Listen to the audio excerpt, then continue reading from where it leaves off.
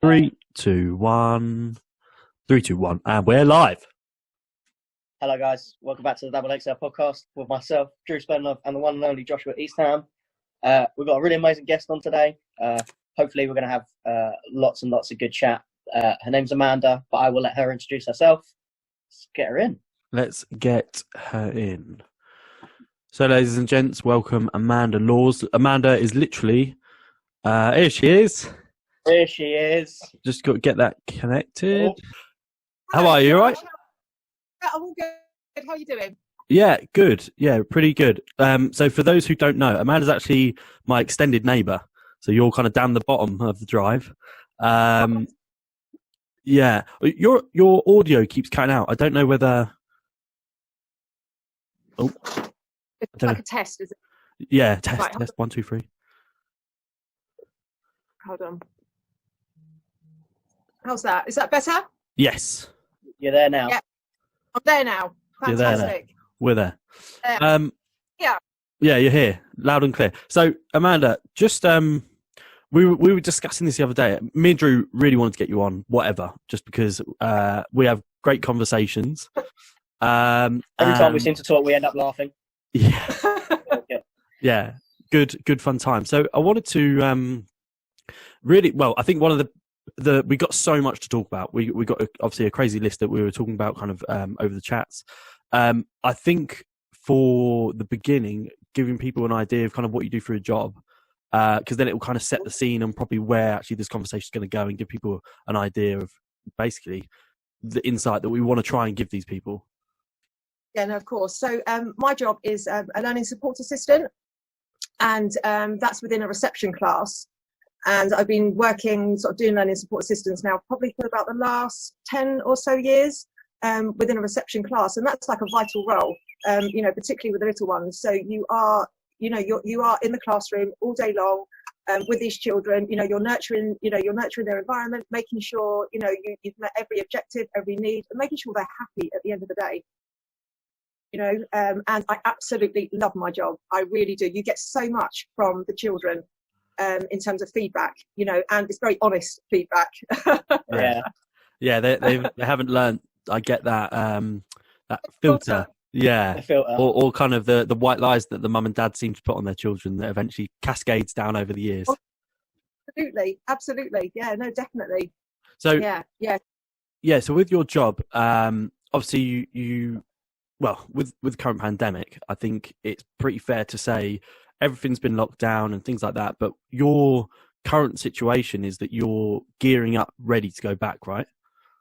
We are. I mean, things have changed, Josh, dramatically. So when schools were first told, obviously, it's remote learning, we had to pretty much change gear, shift everything the way we teach and set ourselves up for remote learning. And I'm very fortunate enough to work at a setting where we were already prepared for should this situation happen.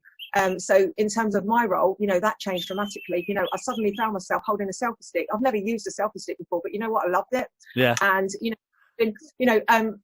sort of online teaching, investigations, story time online. So it's very different.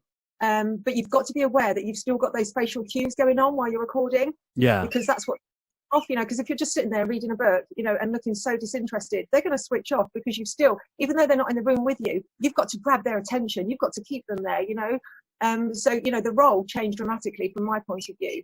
And then, can I divert just quickly, Josh? Is that all? So part of that also for me was they made a decision at school. So half the staff would be furloughed. I don't know whether it was exactly half, don't quote me, but some staff were furloughed. And then we were on a rotation process. So I did a couple of weeks of remote teaching, and then I went on furlough. And I found that really hard to begin with. It was almost like a grieving process because it was something I absolutely love to have taken away, instantly, like it's gone there anymore. Because of legalities, you cannot get involved in any work. You can't be online, you can't be checking emails, and so therefore suddenly to have something that is your drive, that is your passion, that is your purpose, and for it to suddenly not be there was a tough time. actually a really tough time. But I surprised myself at how quickly, and it probably just isn't me, at how humans we adapt to a new situation. And before long, I found a new drive, a new purpose.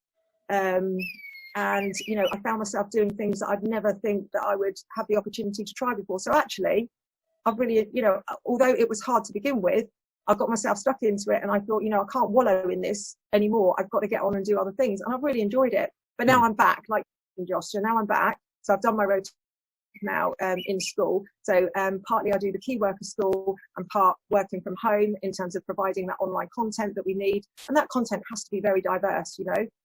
And also while I'm in school doing the key worker school, I'll stay on and prepare ourselves for the possibility of reopening on June the 1st. But, you know, every day you read the press, you know, things are changing. There's a lot of conflict. You know, there's a lot of conflict with the unions. There's a lot of conflict with the local councils. Like this morning, the first headline I read was on BBC News, and it was in fact something about, you know, it could be 11 councils have now said they're not happy to open. They don't feel it's a safe environment. But from where I am, you know, I know my school is doing its utmost best to make sure that if and when we do go back, it will be as safe as it possibly can, you know, because they're having conversations with staff, they're having conversations with pupils, they're having conversations with parents, you know, they're getting everybody involved and following all the government guidelines to make sure that we are going to provide the best. And I know that the safety and the well-being of students, of staff is paramount. So I'm blessed in that sense that I'm, you know, in a really good environment. But it's strange times. It's really strange times, Drew and Josh, because what you're doing, particularly in early years, you know, they've got comfort blankets, they've got cushions, they've got rugs, they've got soft toys, you know, all that's gone. You know, literally, I'm in the classroom rolling up everything and putting it all away for everything they love. Everything's being deep cleaned. And you know, there's a lot going on at school to prepare for the possibility of going back. But who knows? Who knows? Yeah, well, like you said, it's incredible, odd times, and I think one of the main things that I think would be quite good to understand is why reception and why year 1 and year 6. You know, I would love to know that answer myself, Josh. I don't know why the babies. You know, why reception and why the babies. I mean, what they're. I think the education secretary, I believe, I could be wrong, but I believe his stance was the fact that, you know, in early years, you know, it's fundamental, you know, in the early years, you know, it's all to do with, you know, the education at this age, you know, is sort of a platform for your future education. It's the foundation. So absolutely. So it's like a sponge. The brain is like a sponge, but you've got to balance that. Actually, it's half a term, and you know, when they're going to be behind who? All the children have lost that same amount of time at school. You know, so I don't know why. You know, they're saying maybe, Josh, another thing would be to think of, well, maybe they're thinking, okay, you know, they're younger children, they're going to be more resilient. Therefore, you know, maybe statistically they might have younger parents, so the younger parents will be able to fight off COVID. You know, who knows? Maybe they've done it like that. Yeah. I don't know. I don't understand because when you sort of try and dig into the science behind it, what really is there? I'm not sure. I can't really find something concrete as to why reception is fun. Year 6, I can understand because, you know, they're transitioning into year 7, so, you know, it's a big change for them. It's going to be a big upheaval. But do you put that transition before their safety? And you know, if you feel that it's safe, then absolutely. You know, it's interesting comparing, you know, that we've got to get back to school because look at what they're doing in Denmark. But Denmark, their figures are so much lower compared to here. We should be comparing ourselves to countries like, you know, Spain, Italy, you know, that they've already said they're not opening schools till September, you know, but we have to put our trust, you know, in the government and, you know, we just have to do it. We can't fight against it. And, you know, I'm fortunate enough, you know, I can't express, you know, how blessed I feel for working in the environment I'm in terms of I know that they'll do their utmost best, you know, but there will be environments where how do you set the scene in terms of social distancing, you know, when you're an inner city school, but you've got no outside area, you know, but you're trying to, you know, sort of separate these play zones. Well, hold on a minute, I've got no play zones.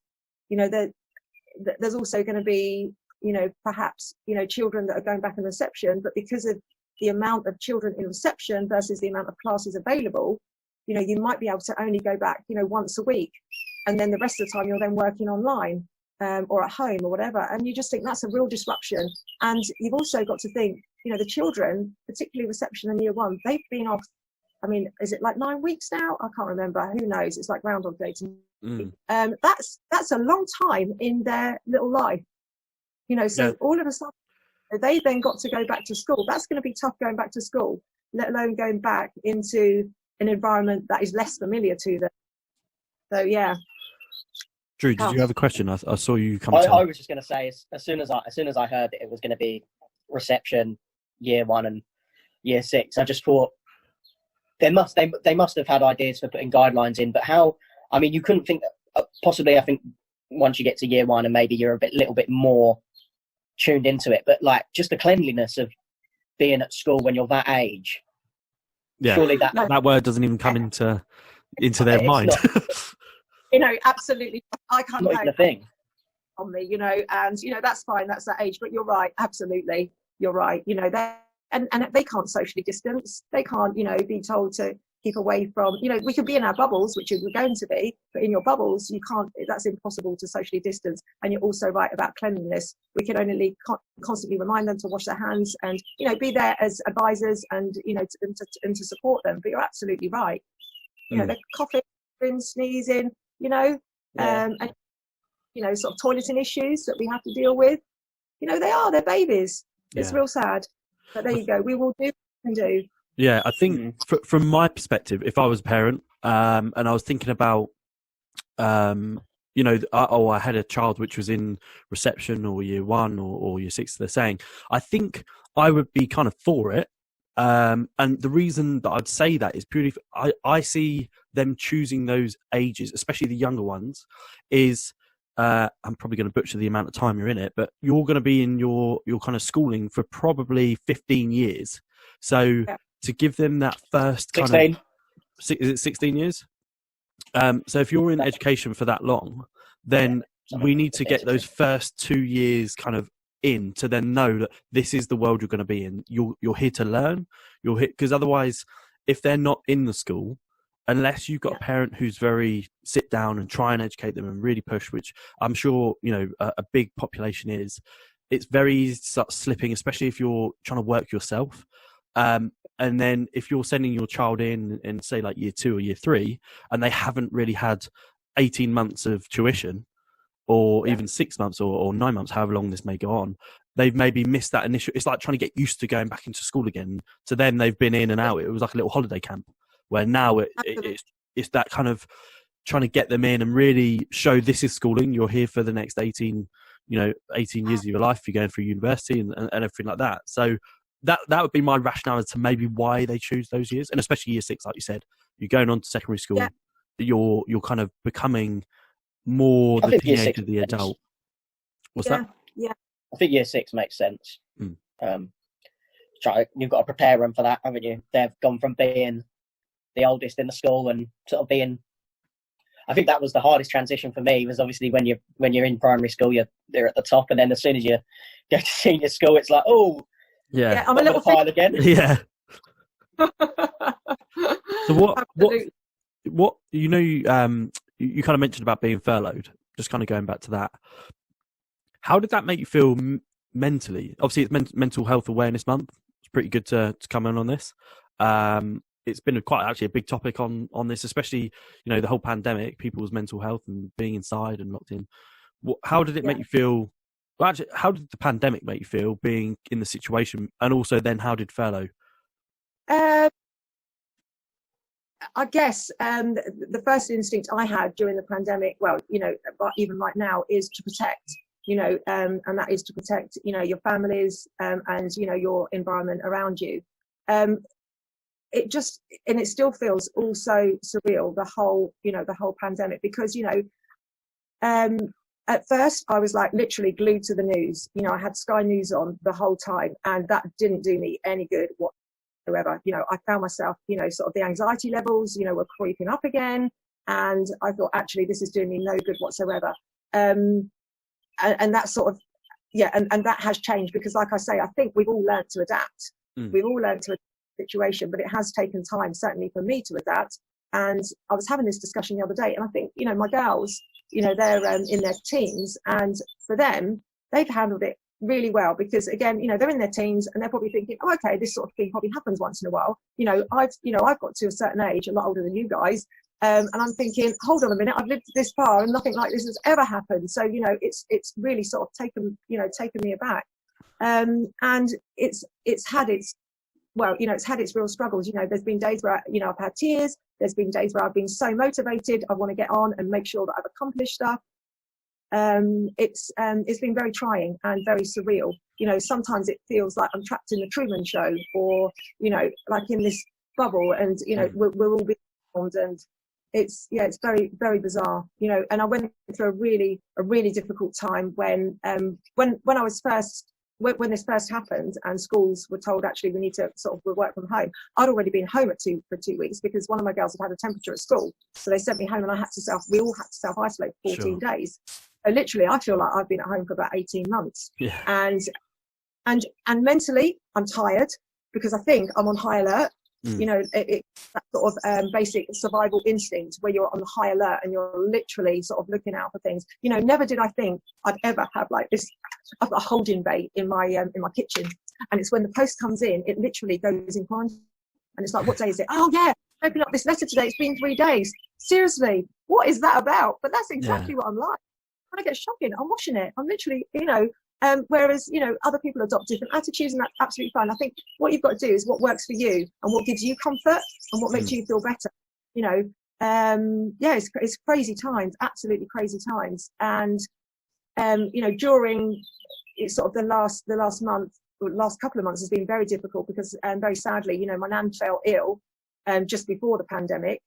And so I was able to visit her in hospital. But then we got to a time during the pandemic when we weren't out, she wasn't allowed any visitors in hospital whatsoever. And that was torture. That was actually, there was times when I was literally breaking down with that. I could not, my head couldn't get around that. Why can't I see my nan in hospital? I understand there's so many other families and so many other people going through that situation, and even right now. And what was really, really tough was her funeral, and watching a funeral online. Oh my goodness. Because we couldn't do what humans do naturally, and that's grieve together, have those connections, be together, share your story, share your tears, cuddle, hug, connect. Yeah. Exactly, connect. It's like that has all gone. That, you're feeling that emotion, but you can't express that emotion to your loved ones, to your extended family. That was really tough, really tough. Something so surreal, really bizarre. Yeah, the most surreal experience. And I wonder, Josh and Drew, if after the pandemic, my mind is wondering whether I've actually gone through a real grieving process, or whether once this pandemic is over, whether I'll be like, right, I'm going to go see my nana now. Oh no, I can't, because it's happened in this time. Yeah. Like everything feel real. It's almost, to me, that doesn't feel real. Do you get what I'm saying? I'm probably waffling now because I'm really in. No, 100%. I think I definitely understand what you mean. It doesn't having, I guess myself, Andrew, not that I know of, haven't experienced something like that in terms of in the current situation, or a funeral which is televised online. If that makes sense. It's such a, like you said, it's a surreal moment. It's something that you never want anyone to experience. Unfortunately, there's probably thousands of people that are kind of connecting with this, and I think that is a fantastic topic to kind of touch on, thankfully. That you kind of brought this up, so hopefully more people can relate to this. But it is such an odd process, and maybe, like you said, having that that realization that maybe post this, when we can all move more free, and maybe you go and lay some flowers or something like that. That's something like this overwhelming feeling of wow, that almost like you've missed. I feel like this period of time right now, we have to really try and. We'll never forget it, but there'll be a point where we all go back and it'll be like you've just missed X amount of months, like a switch has gone off and you just plug back in and you just carry on. And it's like, whoa, we need to really understand, how this is affecting everyone individually. And everyone, like you said, everyone deals with this whole situation different, which is one of the big things.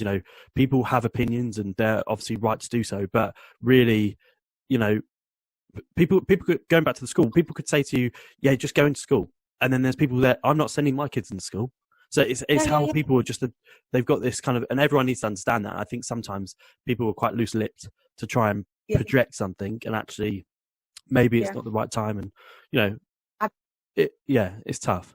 But one thing I thought was quite interesting, you were saying about obviously the girls being at home and how they've kind of adjusted. They've never experienced, neither have we. How's like homeschooling gone? Do you know, homeschooling, it's expensive. It's expensive. It's time consuming. I have to sort out lunch. What's that all about? Seriously? Mum, really? Is that all you've got? I'm like, I'm so sorry. I really am. Where's Pasta King? Hey, I'm not happy standing at lunch. Do you remember Pasta King? Oh my word. Sorry. Other food vendors are available, but that little pot. You could fill it all. That was the one back at school. Simple things. Don't worry, make me feel at home. Seriously, they're going to have a pot noodle for lunch. And love that. I'll be here with Mum. Yeah. Make sure you take a little bit out before you cook it, and then sprinkle that on top when you've cooked the rest of it. It adds a nice texture. A little something. Real. Get like one string and then like break it over the top of the pot. Well, like croutons. It's unreal. It's unreal. Top tip for pot noodles. I'm on it. It's unreal. It's like that's a clip bit right of, there. A little bit of texture. There you go. There you go, everyone. There's a little golden nugget for you all. Yeah. So, going back to homeschooling. Trust me to perk up when we start talking about food. Sorry, carry on. How are they doing? You were saying about Millie was doing the hit, and Hattie was. I'm assuming what you and Millie was. Yeah. That's it. So how's the homeschooling been? That's it. You've got it, Drew. It's that kind of thing. You're on it. Do you know what? A bit of fine motor the other day. I couldn't do it, so I ended up fine with that. I was fine with that. I really was. Gosh. But I think the thing is just to make sure that that their well-being as children is happy. It's a happy one. They're in a happy environment because we're in lockdown together. The last thing I want to do is provoke an environment because somebody hasn't done a bit of artwork or they haven't done this or they haven't done that. You can help them along the way, and you can suggest, you can get involved, but you don't want to create unnecessary tensions. You've got to choose your arguments wisely, I think, when you're in lockdown. Because we're all living together. Let's just smile and be happy and try and get through this and support one another and listen. There's two things I want to point out about the both of you. Now, Drew, you just make me. You are just comedy. You are comedy king. And I watched one of the podcasts the other day, Drew, and you mentioned that your struggle was actually not having those social connections. And I get that. I'm the same as you. Like here right now, talking to you two, to me, I would be responding very different if we were in person. It's quite alien. Yeah. And so I get. But Josh, one thing about you, you're a really good listener. You listen.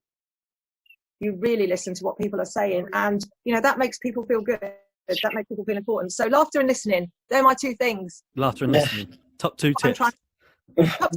This is it. And that's what I'm trying to help with, with the girls through the day. So I'll just do something random, like jump in their room and start doing a bit of hip hop or something. And they'll be like, oh, Mum. Oh, it's so you. It's unreal. The other day I got really told off by a teacher, Drew.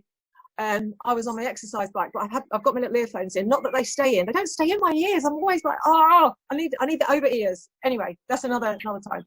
And I'm yelling at the top of my voice. It takes two to make a thing go right. And had to running in the room like, Mum, my teacher can hear you.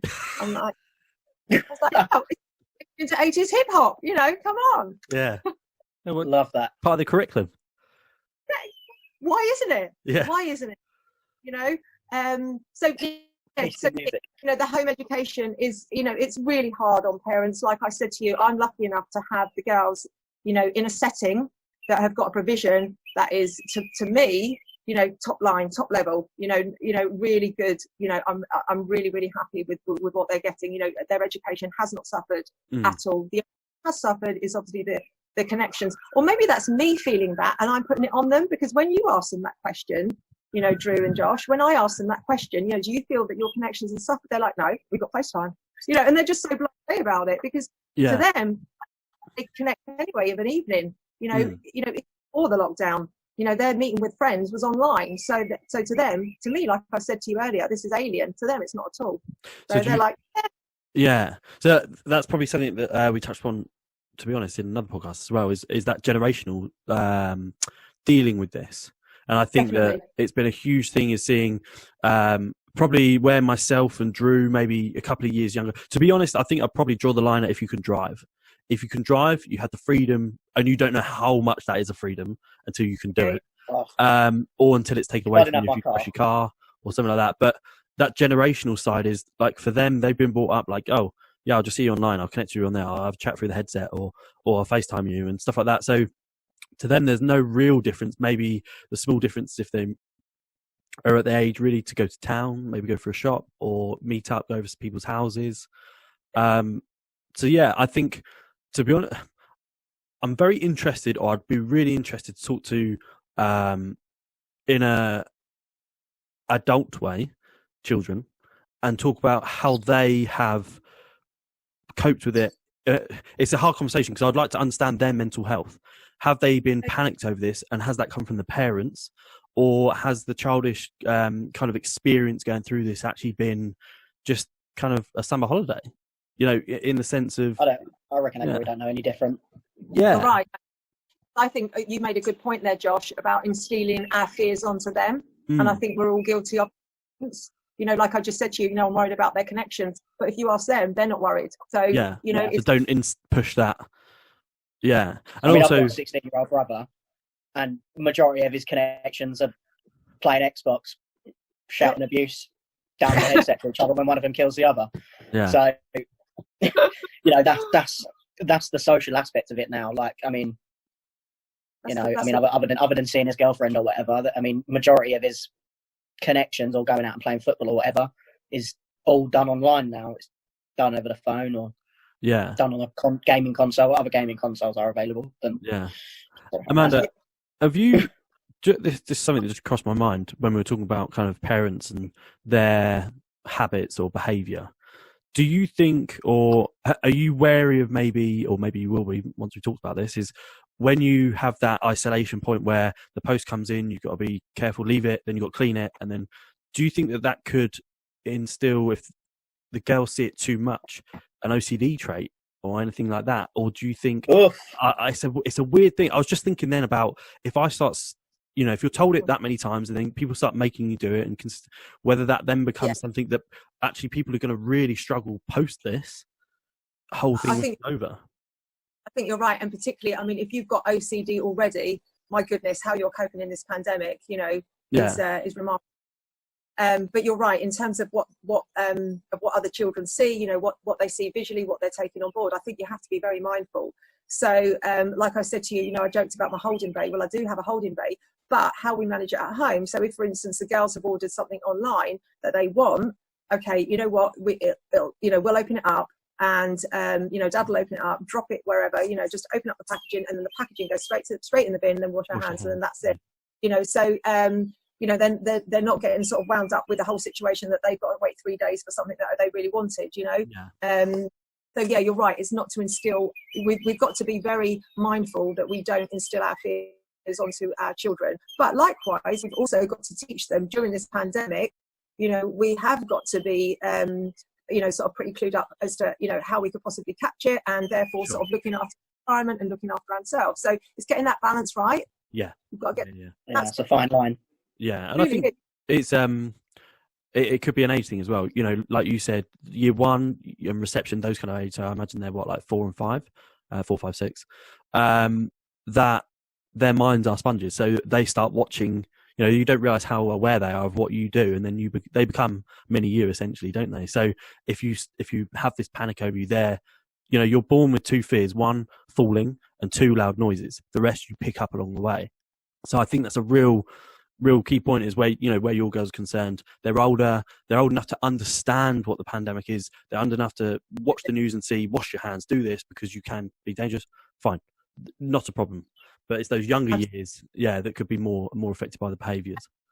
Yeah, and you know what you mentioned about fear, you know, that's the last thing you want to do is like drive fear into them, because fear is something in your mind that you create of something that hasn't happened yet. Yes. You know, and think about it, the more that feeling and the anxieties build up, you know, but you haven't got fear in that actual moment of that of whatever it may be. The fear is in the future, and fear, you know, is a big labor. You know, it's a big cross to bear. You know, it's something that, you know, a lot of people carry. You know, I'm sure we're all guilty of it, because it stops us doing what we might want to do because of the fear of it. It's either the fear of failure. You know, failure is a massive one.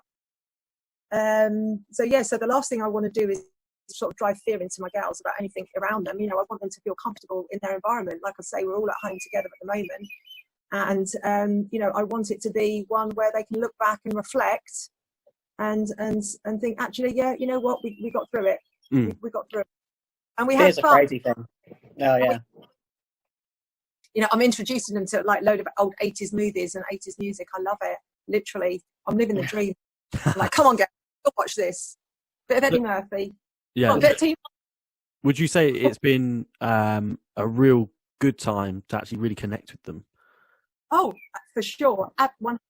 You know, not only with your children, but I also think it's an opportunity to connect with, you know, whoever you're living with. A real opportunity, you know, and do things together, you know, that you wouldn't normally do, like a bit of gardening together. You know, whatever it may be, how simple it may seem, it's still a big event. It's still something that you are doing together that you wouldn't have otherwise spent that time, because, you know, when you're out and about, you're at work, you come home, you have dinner, you might not even have dinner together. You know, it sort of slowed everything down.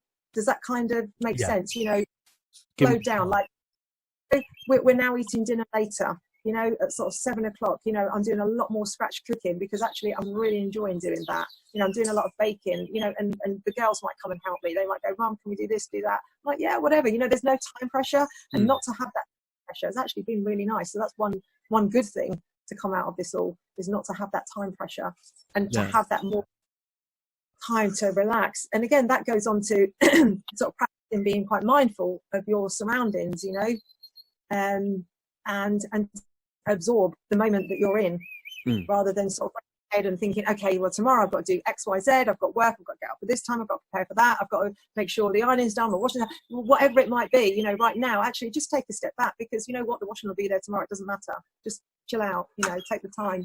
It's a good time to slow everything down. Absolutely, Drew. I guess that's what I'm trying to say. Definitely. Oh, another funny thing, I have to tell you this. So I could hear a bit of French going online. I'm like, oh yeah, I was really good at French at school. I wasn't. Shocking. I went, I remember écouter et répéter, and that's the only thing I remember from French. And I was like, so what does that mean then, Hattie? And she's like, Mum, that means like listen and repeat. And I'm like, oh. And that's the only thing I remember from school. It says about what you actually learned. You were told. On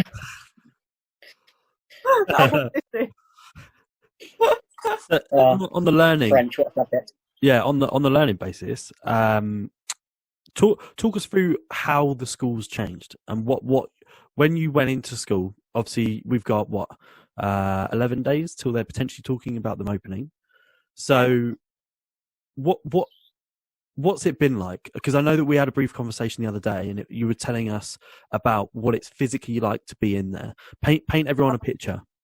Yeah. So, I mean, the classrooms are, you know, I haven't been into year one, but particularly reception, it's starting to look very different in terms of sort of working out what needs to come out of the classroom, what I've taken out of the classroom. The environment does look a little bit different, but hopefully, you know, through the eyes of the children, they won't see that. You know, they'll just see their friends, and we're talking about, you know, do we wear PPE? Don't we wear PPE? I mean, I've got two views, and I think you have to do what's right for you and what makes you feel comfortable at the end of the day. But for me, with reception children particularly, you know, they rely on facial cues a lot, you know, and, you know, if they want to see you smile, they want to see, you know, your laughter. And, you know, if they're not getting that response from you, it's kind of tough on them, really tough on them, you know, because what they're going to make of you, how they're going to then interpret what you're saying. They might interpret it in a very different way because they're not getting those facial cues. So the classroom's starting to look a little bit different, but hopefully it won't be for long. Hopefully we can all get back to normal at some point. And it's an environment that we can clean easily. So at the end of the day, everything that they're going to be playing with will go and be, sterilised, probably on a rotation, and then the other toys come out for the next day, and then they will be cleaned, so it's going to be different in terms of, making sure that there's a thorough cleaning process happening every single day. And I know that will happen. I've got utmost faith that will happen. And just making sure that they've still got that, sort of stimulation.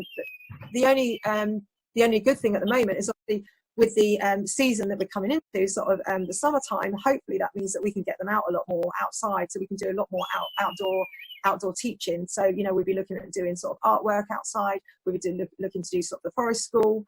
But like I say, I'm in a setting where we have got those provisions and we can provide those and safely, and safely. So I think once we get into the swing of it, what we've got to do is get past the first few weeks, and iron out, do a bit of ironing, work out what needs to, because like you said earlier, this is all new to all of us, and I think a lot of it will be on the job, but only implement what we're told, implement advice that we're given, and make sure that everything's complied to. We'll be doing risk assessments, looking at the whole environment and making sure that it's going to be ready, because we want to make sure, the school will want to make sure that when we're going back, it's going to be safe for us, safe for the children, and it's going to be a nurturing and a good learning environment for everyone. It's going to be strange because playtimes will be different, so they'll have zones. They won't be able to mix with other bubbles, so the bubbles will be children of probably less than 15. We don't know who that will be yet, or how many yet, but it certainly will be small bubbles, and within that bubble you'll stay in that bubble all day. So, they won't be able to mix with the other reception class or year one. You will literally see that day all the way through. So that will be a change. That will be a big change for them. Yeah. But children will be surprised at how quickly they adapt and just accept. Yeah. Was there been any conversation about the children wearing like PPE? Or you can get those just shields. And then I'm just thinking... Yeah, the visors. I was thinking, if I'm 27 now, so it was a long time ago. But if I was that kind of kid, I would make it as we're dressing up today, we're playing nurses and doctors or something, and then they're like, oh yeah, this is amazing. Put the shields on. They're like, yeah, we're gonna be like it all day. And then do you think that the curriculum will change to how you kind of present it, or the curriculum essentially will change, or do you think it will be trying to keep on the same kind of, I guess, curriculum schedule? Yeah, that's a really good question with regards to PPE and children. And I think, I'm not too sure what my setting is going to adopt yet, but for reception and year one children, I think for the masks, that's going to be really tricky, because anything they've got in their hand, their hair they'll be fiddling with, constantly fiddling with, and it'd be a distraction to what's going on around them. So I don't think it'll work particularly with the little ones. With the older ones, I think that will work absolutely fine, and it will become the new normal, if you know what I mean. Yeah. Like I say, they're very accepting, and they're probably, and the older ones will understand why and the importance of it. So I think with the older ones, yes. With younger ones, I can't see it working personally. If we have to, that's fine. I'm cool. But I can't see it working purely for the point it's a distraction. And they will be literally just playing around with it, fiddling with it. So who knows? Yeah. This is a very controversial topic that's about to come up. I'm about to pull in. I have got as I've got older and done a lot around business and things like this, it started to make me realise that how out of date the curriculum that children go through and things like that. So from my point of view, just to lay it on the line so everyone can understand what I'm trying to say, is that the curriculum or the schooling system was built during the war, basically on a place to get people the basic kind of education, put them in line, understand that when they're told to do something, they do it, and it's kind of got that model to then go into the work and you go. Nowadays, it seems that everything's evolved, but the educational system. in terms of what you're learning. You know, there are the basics, of course, that's understandable, but it's fascinating how you get segregated into classes about your kind of understanding of that topic, or that kind of how bright you are within maths or something like that. But yet the creativity level is never measured.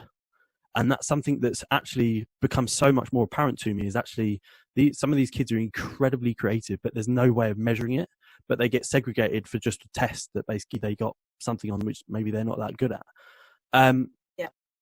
That for me has kind of really opened my eyes in terms of like maybe when I have a kid about, you know, understanding they'll obviously do the whole schooling system, and, you know, it's great to learn exactly what they're learning, but actually to really show creativity and kind of really push that side of things and make sure that I praise them. Like, what's your views on the schooling system?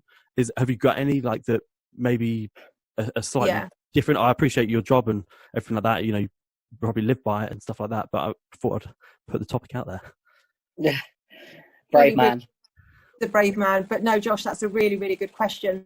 Now, I guess my advice, you know, when you do have children, for you would be to, you know, just, you know, do your research on the schools that you're looking at. Do the research, look at their curriculum, because, you know, academies, they can be quite flexible in terms of what they deliver.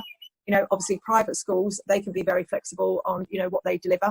And you want to look at, you know, sort of, you know, their sort of planning on, like you say, on the creativity side, on you know, because to me that's very important, like you as well, that's very important. And yes, in some settings it's very archaic and you have got to fit in this box. And if you're not in the box, problem. So what do we do for, you know, what do we do with you? Or you know, they'll deny the fact that there might be an underlying issue, and it could all be to do with funding. You know, it goes back to funding as well, and going back to actually, have we got the funding to help this child? Sure. You know, because they think a little different, you know, or, you know, they absorb information a bit different, you know. So this is, you know, this was a really big part on where I chose to send my, you know, my children, was a big part on, you know, what do the school provide? What's their provisions in terms of creativity, you know, and, you know, sort of an expression, and how, you know, how is it, you know, how can you express yourself, or feel that you can express yourself in school? You know, my schooling was very different, and I wouldn't have wanted, you know, my children to have experienced that. You know, to me, it was a bit like the Hunger Games. It was survival of the fittest. You know, it was full of bullies and alcoholics, but it was very different. It really was. You know, sorry, I'm pretty sure times haven't changed. It's my typing teacher. That's how old I am. Literally, I had typing, and she'd throw a tablecloth over your typewriter, and you literally just had to come up with it. And but wow. In his desk next to him, in his drawers, and that was it. But he was a really sound guy. He was really nice. But apart from that, yeah, it was just. And you know, I didn't want my girls to experience that. You know, so it was very important, my choice. So you have to choose, because there are settings, there are placements out there that do offer that do support, you know, the creative arts. You know, whether it's drama, whether it's art, because, you know, every piece of art is unique to the eye. And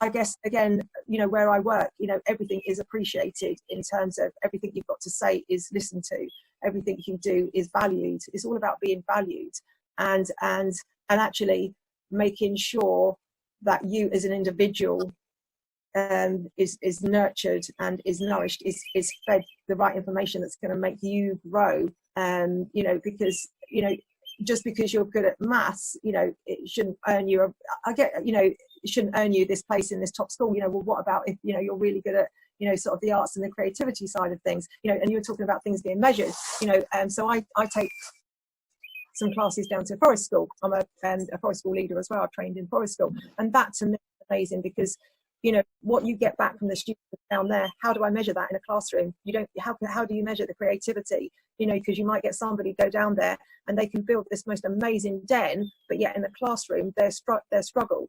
So it's finding that, well, they will take that into consideration, you know, and therefore, you know, and they will then give the children the right tools to flourish where, you know, where they feel that their area really is and where their drive is. So, you know, there are settings out there that will do that. But that's what you've got to do, and not look for those sort of settings where you're expected to be in this box, and if you're not, you're a problem, and that's not good. How does that make you feel as a child? How does that make you feel as an individual? You know, where do you go in life with that?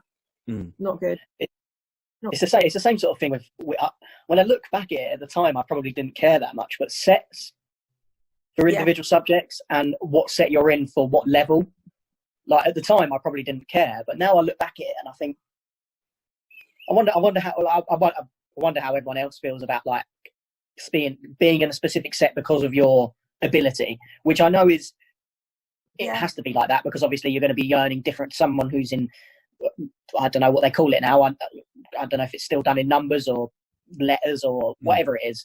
But being in the bottom set compared to being in the top set, you know, it's completely different curriculum, isn't it? Like you say, how does that feel to be labelled? Yeah.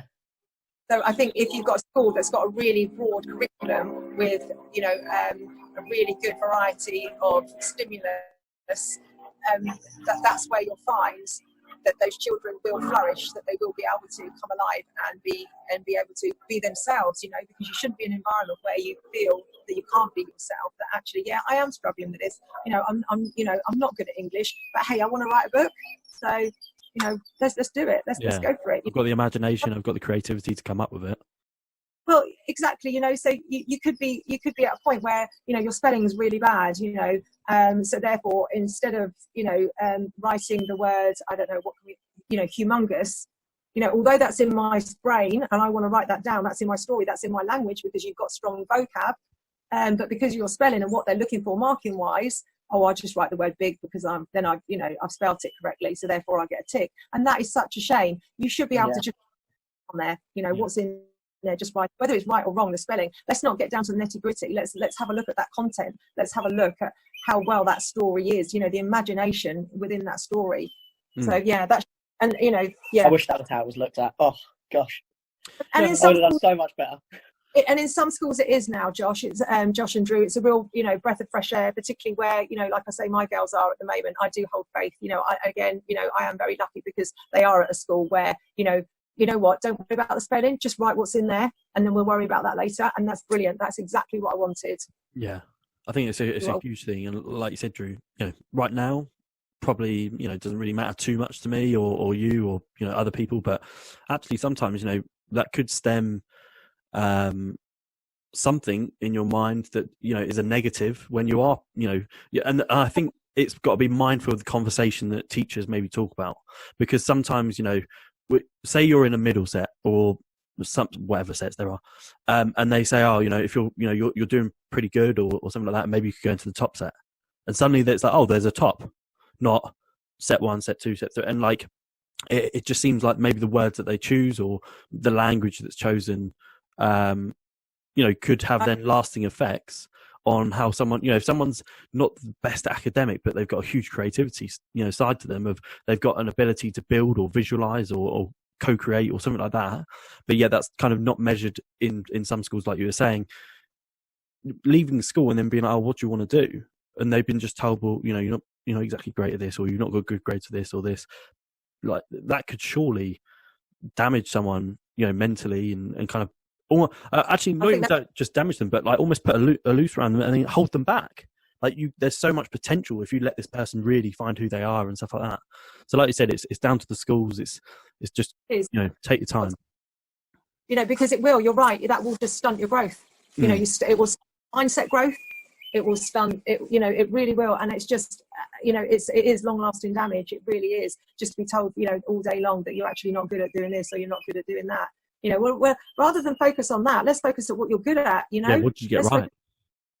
You know, rather than, you know, I want to be in the top set, you know, well, why not be the best that you can be? Let's, you know, what they need to do is empower children to focus on themselves and not be distracted by the outside world, you know, and quite hard because obviously you've got the outside media, you know, social media, and you've got all these fabrications and all these images going on, and they want to be like this, they want to be like that, and this is where they need to be in an environment that nurtures them and how they feel that they want to be. Not worry about anybody else. It's how they feel, and that's, you know, that is a good education setting. If you can land one of those, that's where you want to be.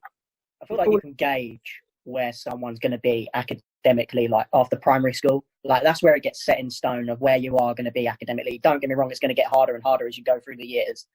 But when you get to your GCSEs, you get the option to choose what you want to do, what subjects you want to take.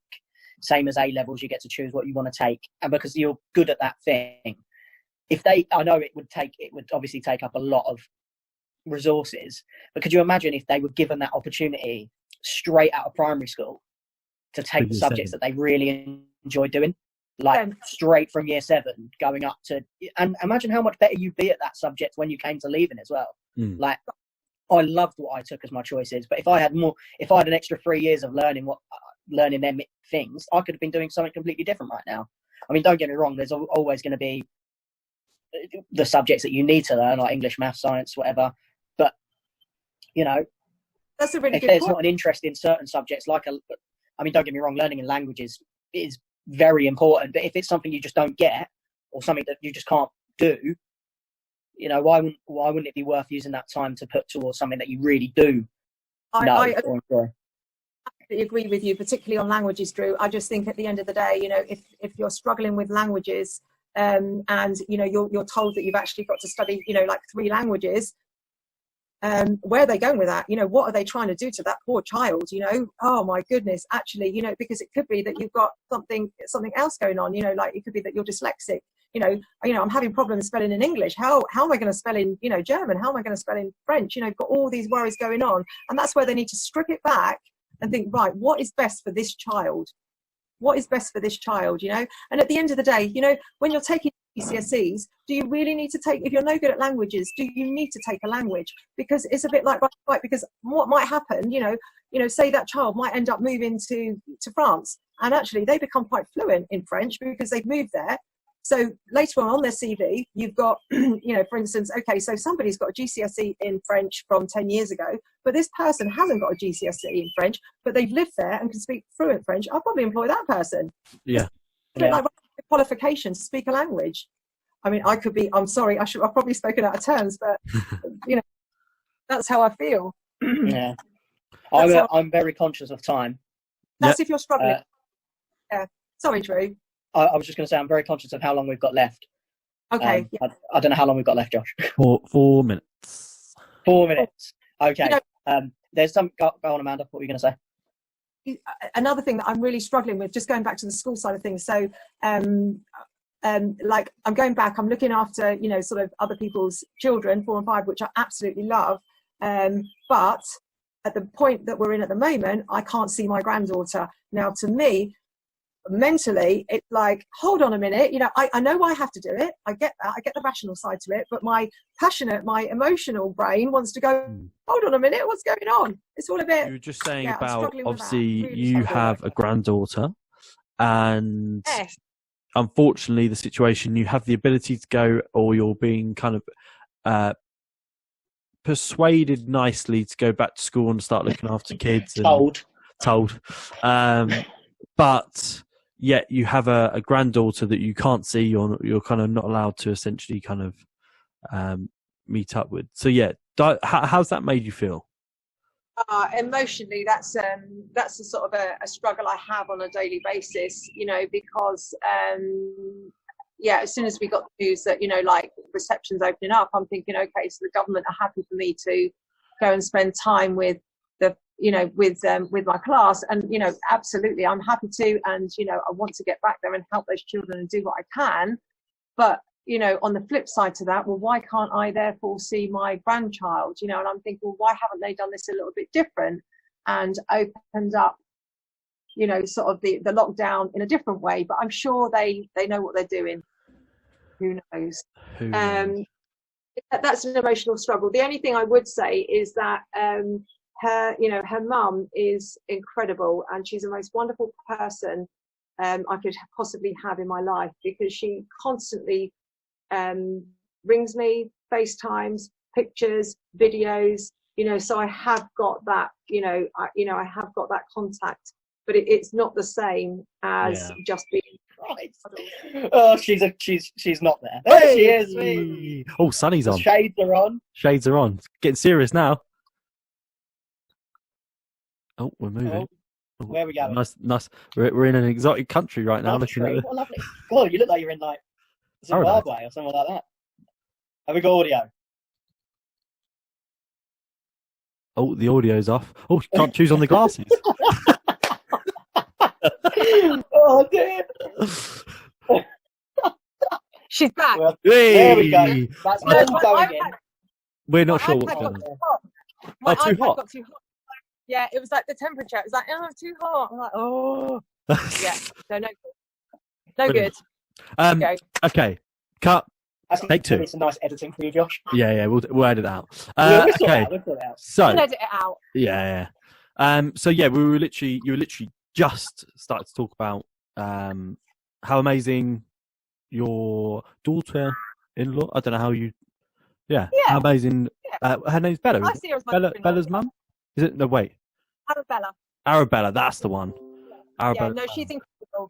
She's incredible in terms of, keeping in contact so she rings, she FaceTimes, we have pictures, we have videos every single day without fail, and to have that constant contact is very heartwarming, and it certainly does sort of help get you through, the emotion of the detachment of missing them so much. It really is. And, I was going to go on to say, because she's only sort of 18 months old, it's very hard for her to understand, I suppose, because you're allowed now, is it one person you can meet with another person from another household? Yeah, but still be outside distance. Yeah. And that's the thing. I think because she's that age, she wouldn't understand if I was to meet up with Mel, why couldn't I give her a hug?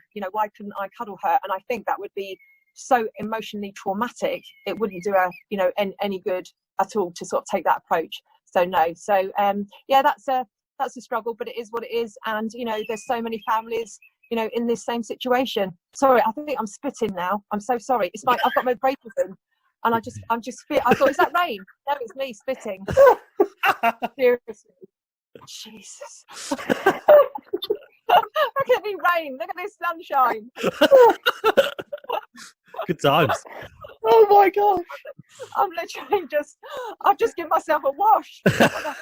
My braces. Oh, I had. How are you finding them? I'm loving the braces. I really am. Giving myself a wash. No, I'm giving myself a wash. And have you always had braces? I'm loving the braces. I'm liking my straight teeth. And oh my goodness, the comments that I used to get about my crooked teeth, not off of adults, but off of children. Seriously, I've had. Go back to the no filter. This was going back a good few years. I remember one day there was a child, and they were just having fun at lunchtime in terms of maybe too much fun with their food rather than going in their mouths. And I just sort of politely reminded them, table manners and how we should eat. And they were really taking it on board. Well, I thought they were really taking it on board because their eyes were just staring at me. But little did I know, they weren't staring at me, they were staring at my teeth. And then they turned around and said, "Mrs. Laws?" I went, "Yeah." And they went, "Why have you got rabbit's teeth?" Brutal. They are. Children, Attention. I can say to you, they're honest. They are honest. And then I've had another, this is a really weird description. I've had flappy. "Mrs. Laws, why are your teeth flappy?" I was like, "What do you mean flappy?" Are they loose? They were like, "They're like that." And I went, "You mean crooked?" So I was like, oh. I've had it all. And every time I used to go to the dentist, they were like, "Now, have you thought about having your teeth whitened? And have you thought about having your teeth?" Yes, I have. And I've also thought about my bank balance. So thank you very much. No. Yeah. No, I braved it. So last September, October time, must have been about September time, I braved it. And I thought, no, you know what? I'm going to go for it. Because it was when they mentioned that because where they were so crooked at the front, that in terms of keeping them clean, they said, as I'm getting older, I was like, "Yeah, all right, thanks very much. You just told me my teeth are crooked and yellow, and now you said I'm old. Yeah, thanks. I've come to the dentist. Blimey, I need therapy after visiting you guys." Anyway, they said because of that, your teeth might fall out because they can't keep clean properly. I'm like, right, okay. And I thought, actually, they've got a fair point. So I decided to get my teeth in these invisible braces, but they're not invisible. They look massive, and they're hardly invisible when you're sitting everywhere. Oh. And I've had a remote dentist appointment, and I've had to hold the camera and my phone up to my face. And I'm thinking, oh my goodness, I've got a beard and everything. Oh. Have you had trouble? When you're trying to show someone something, and you got the camera at the top, but then you're trying to look, so you can. I know, right? The camera's actually looking you dead in the eye. Oh. You're showing them your nose, not your mouth. Yeah. Oh dear. 100%. The amount of times I tried to do that with people, showing them my amazing beard growth. That's it. Like mine. Before I decided to shave it off because I looked horrific.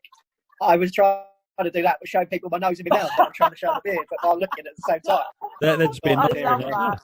Good work. I love it. Oh my goodness. So Amanda, obviously we've been on for a while, so we'll start to try and give it a little wrap up. But one thing I wanted to just touch upon, we're always pretty keen to ask everyone this, or two things. For me, what's your current take on the pandemic? Like, what's your current take on it in terms of politics? You know, how Oh no. I'm going to throw one out there.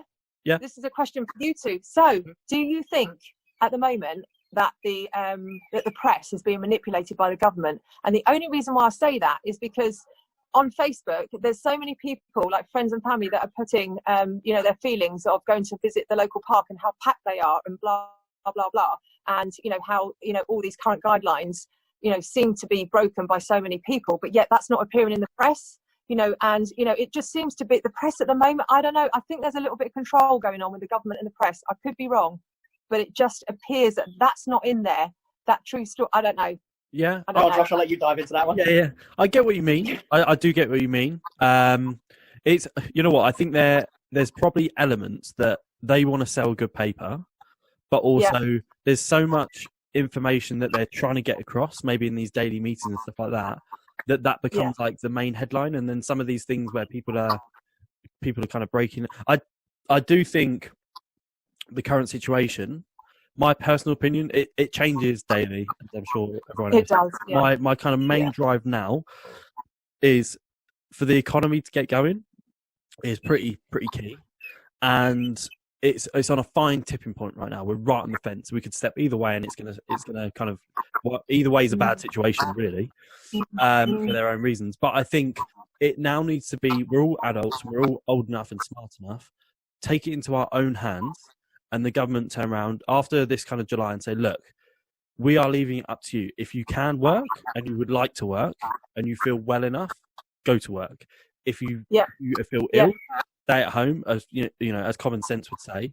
But it's up to you now, the public, whether you want to go to the theatre, whether you want to go to the cinema, shopping, and just be smart about it and kind of give us the option to do what we want to do."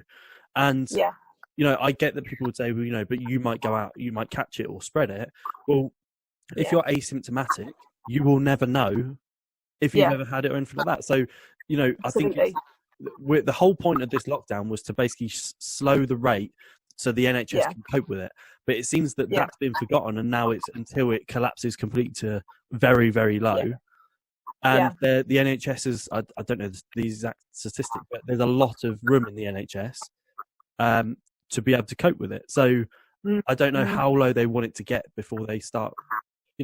We're people. You can't tell people you can go to work if you can, or if you can't work from home. But actually, you probably shouldn't.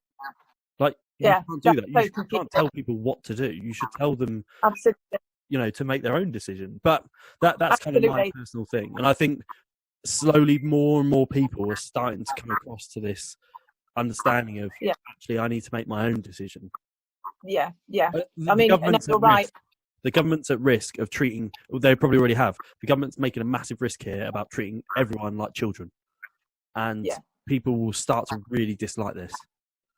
Yeah, I think you're right. And I think people have already started to dislike it, in a big way. And in terms of, you're right, we need to, the government almost need to now just hand the power back over to the people and empower us to make an informed choice. As long as we've got the right information, which I think they need to put out there, they need to put everything out there so everything's visible. Yeah, clear cut, and we can make a choice ourselves, and everybody's absolutely clear and transparent. Everybody's choice is independent on on their own situation, because otherwise, what if this lockdown has been a whole waste of time? What if it doesn't work? And we're still going to end up with however many people suffering, people dying, and then the economy. Oh my goodness, if you're watching the numbers, we're not in good shape at all, and I'm sure it's going to plummet. Everything's going to plummet, and it's a case of actually we need to pull together and do what we can all together as a nation to ensure that, you know, we're doing the right thing, you know, but again, you know, this is a whole new thing to everybody, to the government, to us, you know, and if they don't know something, rather than blag their way out of a question, actually just say, like you said, I don't know, you know, welcome to suggestions. I don't know what we're going to do right now. Yeah. You know, let's do what we can to make sure it's the best possible outcome for all of us. Yeah. Yeah, it's unbelievable. And also another question, which is also an interesting thing I've been thinking about, is the vaccine. So should a vaccine come out, you know, would you take it? You know, because obviously the long-term effects of a new vaccine wouldn't be known for however many years. So that's another thing that would be on people's minds. You know, would they actually take the vaccination? Yeah. You know, I think, me personally, I think I would, if it meant that I could just own. But 100%, you know, there are going to be people, and there's going to be conspiracies and things. You know, there's already conspiracies nowadays about people vaccinating, and you shouldn't get your child vaccinated. And this, but I think, you know, as a general, if it means that you're able to continue your life and things like this, and I don't really see why you wouldn't. But there is 100% aside that we don't know the long-term effects of potential. Exactly. Yeah, because it's a new vaccine. Like anything new, they won't know the long-term effects until actually, you know, it's been trialed for some time. You know, and to develop a vaccine in such short time, you know, you've got all, you know, a lot of high risk involved. But yeah, would you? I probably would have it. You know, and just think, well, you know, you say so, just, you know, just to try and get back to, you know, getting everything going again. Yeah, absolutely. One of the things, just to finish on this, one of the things that I thought was fascinating was basically it was done by a doctor. I don't know the exact guy's name, but they were saying about the average age of dying was, I think it was around, like, let's just say 86 or something like that, or 84. But the average age from dying from COVID was about 86. So it was like older than it was if you were to die normally. And they were saying, well, this surely begs the question that, look, these people potentially, it's a horrible thing to say, could have been on their, you know, could have got a couple of weeks left or months left, but unfortunately COVID kind of speeds up that process. So, you know, the disease itself is very mild, but it can catch out people. That's if that's the situation. Absolutely. I just thought that was fascinating, that essentially you can't use that as a thing as it's killing people early. Well, actually, average age is older. So I could go on about it. I'm fascinated by it. I want to learn everything about it, people's opinions. It's something that I want to be really educated on. Yeah, this is it. And you know, I've been very sort of reading up a lot on, like, the children's, you know, how they're suffering in terms of, once they get COVID, there's now this new sort of Kawasaki. You know, that they're sort of picking up, and you know, I'm sort of intrigued by, you know, well, you know, why and what's going on there, and sort of looking at the numbers, and that's really worrying. That's really worrying as well, and must be for parents of younger children. Crazy. But you know, and that's why I think, you know, like I was saying earlier, I think the government, you know, just got a duty of care to everybody to put everything out there, you know, like you say, be transparent so everybody can make an informed decision themselves. But gosh, there you go. Who'd have thought it, eh? Summertime before summertime. But not summertime. It's all a bit mad, you know. Oh my goodness, never would I have thought I'd have been sort of working from home, you know, being furloughed and gone through all different emotions, like all of us. But it is incredible how the human race just adapt to the situation, and you know, we just do it. We just get along with it. Unbelievable. It is. Right. One of the things we like to end on, Amanda, getting away from COVID a little bit, is how your top tip on getting through lockdown. It can be top tips, or it can be a top tip. How are you getting through lockdown? Oh, okay, so that's interesting. A top tip, I would be, my advice would be just to be a little bit mindful of every day, because everything's slowed down for us. We can afford now just to take on a little bit of mindfulness practice. You know, that doesn't have to be in form of a full-on meditation. You know, that might scare some people, but you could just be mindful of a certain situation. Like, you know, I'm mindful now of, you know, being on here with you guys. So that's being aware of your present time, and you're not projecting worries and concerns and building anxiety up into the future. So, you know, be mindful of, you know, maybe when you have dinner later on, or when you have your lunch, or be mindful of when you're out in your garden, just listening to the birds. Just take that time just to be a little bit mindful in the day, and just be present with that moment. I just think that really does help. really helps. So yeah, there we go. A little bit of mindfulness. So mindfulness, be present. Use time's of the essence. So absolutely, do what you want. Yeah. Amanda Laws, everybody. Amanda Laws. Thank you very much for coming on. It's been an absolute pleasure. Oh, bless you. As always. So much. Do you know, I was like, oh my goodness, I'm going on a podcast. It sounds like something from Space 1999. Not that you'd know what that was. And then, of course, I had to research podcast where the name came from, because I didn't even know that. So I looked into it. So there you go. So thank you very much. I feel like a techno granny. Techno granny, Amanda Laws, ladies and gents. That's going to stick. Thank you very much for coming on, Amanda. Thank you, Amanda. Thank you. Bye.